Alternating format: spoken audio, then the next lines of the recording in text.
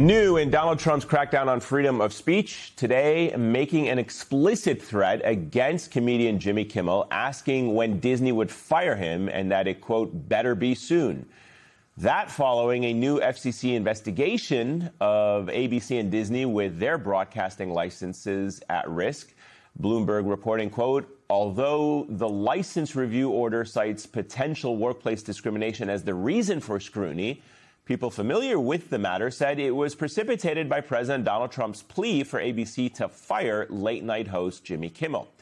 FCC Chair Brendan Carr was asked about the investigation today. Watch.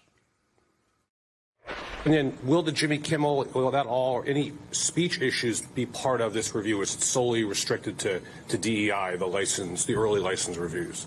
Our DEI review is going to continue, and it's going to be part of that. Disney, as part of the filing, is going to have to come in and demonstrate that they've been operating in the public interest. Now, that's not exactly a clear denial, as critics believe that Trump is using the levers of government to punish Kimmel. You'll recall this is Kimmel's second clash with Trump and the FCC after he was suspended and then reinstated last fall after public outcry, both times because Trump didn't like Kimmel's jokes. But Kimmel is not backing down.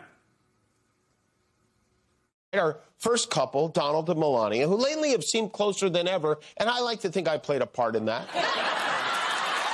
Can we maybe get him one of those bricks that locks him out of his phone between hours of midnight and 6? Now, this latest Kimmel conflict, part of Trump's broad attempts to crack down on freedom of expression in this country, as The Atlantic reports, quote, in marshaling regulatory power against ABC and Disney, FCC Chair Carr has given the White House another way to extend control over the media. All of this as a new global report shows that press freedom in the United States is declining. The annual World Press Freedom Index from the organization Reporters Without Borders is now ranking the United States at 64, sliding down 7 spots. Their report citing Donald Trump's leadership as a key factor in their ranking, turning his, quote, repeated attacks on the press and journalists into a systemic policy. Joining me now is David Litt, former speechwriter for President Obama and author of the Word Salad Substack, and Christina Greer, political science professor at Fordham University. It's great to have both of you with us. So the last time, David, that Donald Trump went up against Jimmy Kimmel, he lost. There was a moment of pause. No doubt there was a lot of pressure that was leveled against ABC and Disney by the affiliates and others. But in the end, we can say for now, freedom of speech prevailed. Jimmy Kimmel was reinstated. How do you see it playing out this time? Well, I don't want to make predictions, especially about the future. But what I will say is it feels like with the Iran war going poorly, the Trump administration has decided to open a second front and redo the war with Jimmy Kimmel. And I think that this is a president who always needs grievance. He always needs someone to bully. But I think what's really interesting this time is Disney last time around caved immediately, and then they kind of uncaved after a public outcry. We'll see what happens, but this time around, Disney is not, as Trump is complaining about, firing Jimmy Kimmel right off the bat. And so what you see is maybe a sign that some of these corporations are starting to weigh this out and say, hey, this is more bluster than we thought, and the cost of cooperating with this guy is actually higher than the cost of going along with it. Yeah, for the most part, Christina, the companies have been going along with Trump. When you think of like the settlements that have been made, when you hear Pete Hegseth talking about he can't wait for Larry Ellison to own CNN so he can get favorable coverage of the Iran war. So how do you read this moment in time? The U.S. is sliding down that press freedom index, 64, sliding down, 7 from last year. But at the same time, we're seeing this, as they described it, systemic policy to attack the media. Right. So really quickly, Eamon, it's Israel and U.S. war on Iran. And I think that that's part of the issue that this administration is really frustrated with, because so many Americans are recognizing there is no leadership and guidance in this administration. Trump 2.0 is just off the rails. And so, to David's point, a lot of Americans are saying, you're focusing on all the wrong things. You're attacking Jimmy Kimmel and ABC and demanding essentially shakedowns. What about my gas prices? Right. What about housing? What about what's going on at the grocery store? So this misguided 2.0 administration is really, I think, frustrating a lot of Trump supporters.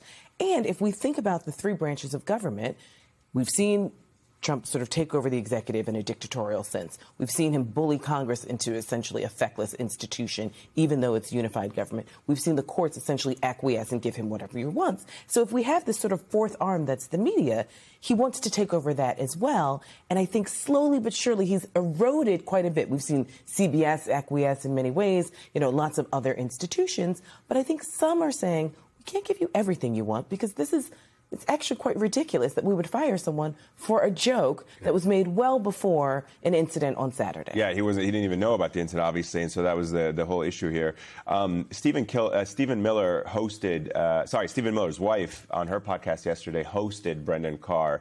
And it's interesting to see how the FCC has evolved here. I don't think most Americans knew about the FCC a couple years ago, and yet somehow has become weaponized by Donald Trump in his kind of pursuit of controlling the media. Take a listen to what he said. Look at the changes over the last couple of years that I think are attributable to Trump running at the fake news media. You've got NPR defunded. You've got PBS defunded. You've got CBS having new ownership. CNN is getting new ownership. So it's a big ship to turn, but I think things are heading in the right direction. So he's saying the quiet part out loud, right? I mean, I guess, for us in the media who are following this, it is an attempt by the administration to take control of the media one way or the other. Brendan Carr, the chair of this FCC commission, came out and explicitly said what this was all about.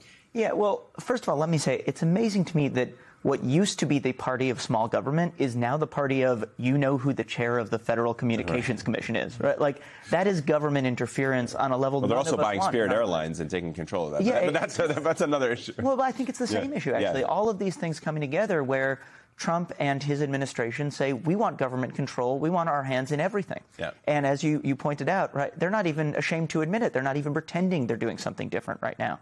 And I think that is, on one hand, it is incredibly dangerous. And on the other hand, I do think that something that gives me a lot of hope is the American people don't like it. Fundamentally, we don't want government in our lives in that way. And interestingly, it's not just Republicans or Democrats who are saying so. Most Americans feel like that. So a very important point. Most Americans are saying they don't like it. The question is, what guardrails do we have? What should be done to make sure that another Brendan Carr, if we survive this one, if our democracy survives it, if our media landscape survives what he's doing with Donald Trump, comes out on the other side with a stronger, more vibrant, more independent media landscape? Yeah, I think if and when the Democrats take control of the House and possibly even the Senate because of the draconian policies that we're seeing out of the Trump administration, they're going to have to figure out ways to shore up and secure certain institutions. We've realized during the first and second iteration of Donald Trump, so many things that we thought were hard and fast laws even, or rules, are just gentlemen's agreements. They're norms that most people followed, but he has thrown them out of the window. And so when so many Democrats and independents are clamoring for a party that is not just against Donald Trump, but a party that wants to do something, these are some of the things that Democrats can say they're going to do to protect our media, to protect the flow of information, to make sure that we can't have another Republican or whomever come after Donald Trump and try and take away civil rights and civil liberties. You brought up the way the Trump administration is potentially trying to shift the narrative away from the Iran war. Take a listen to how he talked about it in the Oval Office today, the Iran war. Watch. I see in that stupid CNN, which I only watch because you have to watch a little bit of the enemy, so I watch it for a very short period. But you have to be smart. And if you see CNN, you think they're winning the war. If you read the New York Times, it's actually seditious, in my opinion. So him calling the media enemy of the people is nothing new. Him referring to it there as the enemy is nothing new. But using the word seditious to describe what the New York Times is doing seems to be yet another threshold that has been crossed. Yeah, I mean, we were here on Saturday night, right? And during the coverage of that, and in the wake of that assassination attempt, you saw predictably Trump and other Republicans saying we've got to tone down the rhetoric, and saying it's Democrats who are demonizing their opponents. Now, I agree, political violence is wrong, and the rhetoric that encourages it is bad. But to call media organizations like the New York Times seditious just a few days after telling people to tone down the rhetoric, we're not surprised by the hypocrisy anymore, but we should still be outraged by it.